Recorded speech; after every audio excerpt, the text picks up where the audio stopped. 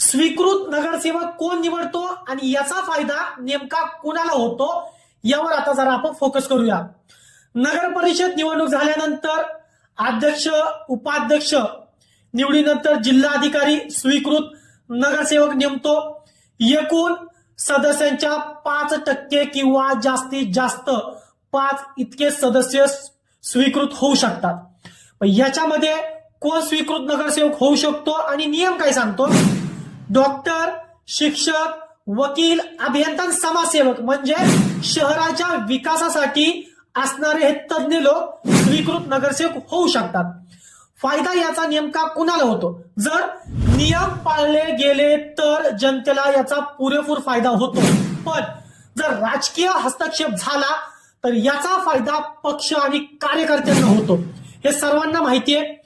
तुमच्या शहरात स्वीकृत नगरसेवक कोण आहेत, तज्ञ की राजकीय? कमेंट मध्ये नक्की लिहा आणि तुमच्या शहरातला स्वीकृत नगरसेवक कोण आहे त्याचं नाव आवर्जून कमेंट मध्ये लिहा।